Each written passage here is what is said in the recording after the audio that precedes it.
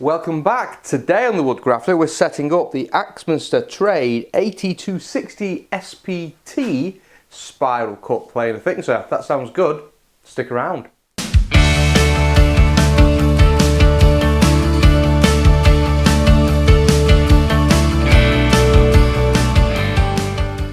Hello, I'm Andy Guile and welcome to the Woodgrafter. This is the channel where we aim to inspire, educate and support you in your journey to becoming a better woodworker. We do that through a whole series of videos releasing twice a week. We do tool reviews, tool setup, tool usage, videos such as this one. We do step-by-step project builds, developing our skills and just general conversations about the things that we like to know as woodworkers. So if you're not a subscriber and you're new here, thank you, welcome. Considering subscribing, give me a thumbs up and leave a comment. With a very interactive community and it's great to have you on board. With that said, let's get going. This is the Axminster Trade AT260SPT. It's a spiral cut planer thicknesser, obviously from Axminster. The trade rating means it's designed to be used consistently throughout the working day. They do three versions of this: the AT260PT, which is a planer thicknesser without that spiral cutter, and the A310 SPT, same idea, just bigger and more capacity. In the last video we unboxed this, we built the mobile base, took it off its pallet, put it on the mobile base and cleaned off the grease. And today we're going to put the parts on this so it's ready for the next step. This is a really good design. It comes 90% built up, so there's not an awful lot to do.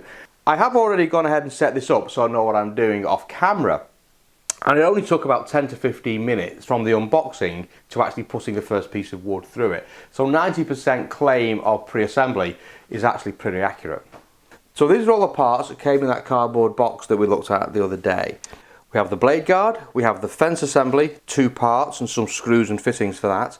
We have the fence itself, we have some support brackets that go on the back of the machine to give the fence a home when not in use. We have the adjustable arm for the fence, the cutter block cover, the emergency stop paddle, a couple of Allen keys, and the thing that was in this bag, it's not tools for assembly. When I looked inside, it actually comes with a small box of spare cutters that we'll look at in the future and the appropriate tools to replace and adjust these. Excellent. For assembly we're also going to need a screwdriver of some sort and a small spanner. This one is a Phillips #1 bit inside my screwdriver. So let's get going. The first thing we're going to put on is this emergency paddle. It's got these 2 nuts here with bolts on and we just simply unscrew those.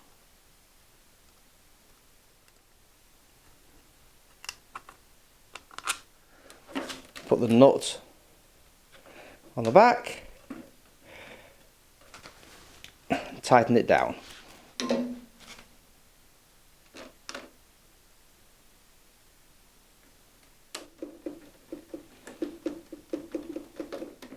That's it, job done. Next we take the black guard and that fits onto here. On the machine already inserted 1, 2, 3, 4 Allen bolts, and we just loosen those off using the provided Allen key. And then this just simply slots onto there like so. And use those same bolts to hold that into place. We're now going to assemble the fence, so we now want to look for this mount, and this mount connects to these 2 holes here through these 2 holes here. In the kit we have these 2 Allen bolts, and again coming in with our wrench that just slots into place. And then just tighten these down, and you want to make sure that these are pretty tight, and just mind your hand on the blades here that are exposed on the spiral cutter block. They're pretty sharp. We now want to take the fence support bracket and that just simply slides in to there and is secured by this knob at the back. We then want to come in with the fence. You can't really mistake the fence, but what I want you to notice is that the fence has this cutout piece here. Can you see that? This is the bottom of the fence, and that cutout piece there just goes over the top of your spiral cutter. So it's going to fit like this. Also, on the back of this, you'll see that there's a stop. Now that stop is factory set, and that stop is going to rest hard up against this face here, and that's in the right position. And then resting away inside this T-sauce is this black piece of metal, and that's got a thread piece here and a thread piece hiding away underneath there. It's a bit tight, but you can see it there. The kit comes with these two arms, and these arms are going to go through these slots here, like so, and then they engage into that piece of metal inside the T-track here. So we put the fence into position and we slide it up till that stop is resting against that face there. And then slide up that metal bracket in the T-slot that we looked at until the threads are just lining up with these elongated strips here on the back of the bracket, and then this simply screws in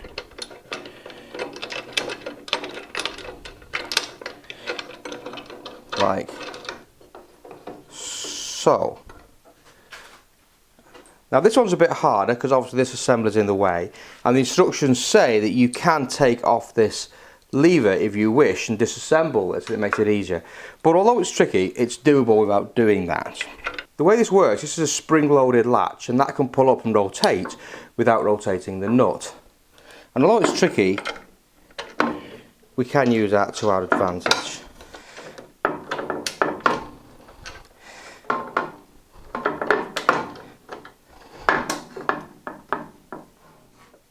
Okay.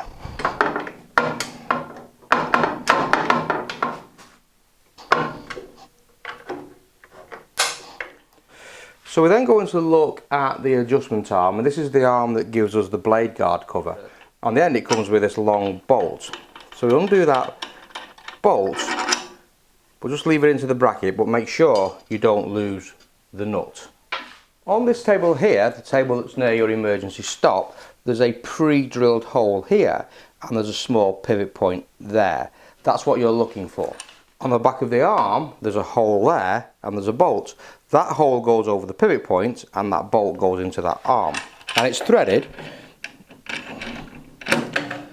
so it's pretty easy. Now there is this metal barrel inside, there's a pivot point for this, so you can tighten that down, like so. And then this knob here adjusts the handle, so just make sure that's working smoothly and you've not gone super tight, and that looks okay to me. So we can now just pull the fence forward and just slot that out for the time being.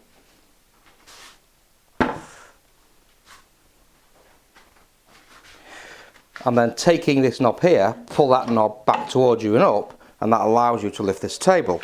And now we can just take the nut and put it on the end of that bolt, and that's just a lock nut, it's going to lock it into position.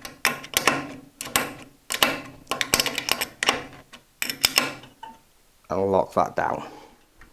Now you can drop your fence back in.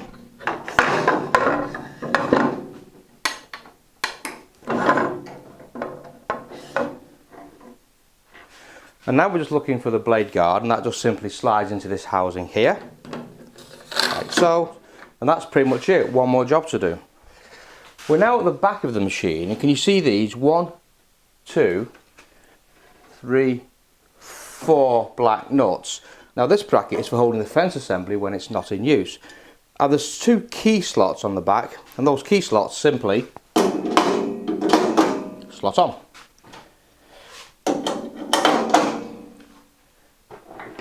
And then nip those up with the Allen key. And that's it. It's no harder than that to set up the planer thicknesser. It also comes with this manual. I've already got mine dirty. It's a combined manual for the PT, the SPT and the 310 SPT, and the setup is pretty similar across all of them. So while we're here, we'll look at some specifications. On page 7 it tells us about the machine. So for both the A260PT and the A260SPT, they are both trade rated machines, which means continual use. They're both one phase 2.2 kilowatt 230 volt motors. The feed speed, how quickly the material is brought through the machine, is 5 meters per minute. The cutter block rotates at 4,800 revs per minute, and the cutter block diameter is 70 millimeters overall. The maximum thickness seam capacity it will do underneath here is 199 millimeters. That's how deep the material is that will fit inside the stock. And the maximum planing width across here is 255 millimeters. It will thickness from 0 to 2 millimeters, how much it takes off the material, and it will plane on top up to 4 millimeters, but you probably would never really want to do that because it would make a mess of your wood. Now, where the PT and the SPT differ is on the cutting block inside here. And as I've said, I've gone for the spiral cutting block, and we'll look at that in the next episode in a bit more detail. In the PT, you're going to come through with a cutting block that's got 3 parallel knives inside it, long blades that take the material off. Inside here, we have got a 4-sided spiral cutting blocks, and that's got 44 individual cutters inside it, and they're tungsten carbon cutters, so they last a long time. And each individual cutter can rotate. There's 4 blades on it, so if you damage one side, and again we'll look at that in the calibration video. The length of the table overall from here to here is 1,100 millimeters, 1.1 millimeters, and it's got a 100 millimeter diameter air extractor, that yellow cowling that you saw in the last episode, and you're looking for an airflow of 1,000 meter cube per hour. The noise level, 89 decibels, very quiet. I did a practice run on this. It's actually quieter than the dust extractor I use, even when it's cutting the wood, which is amazing.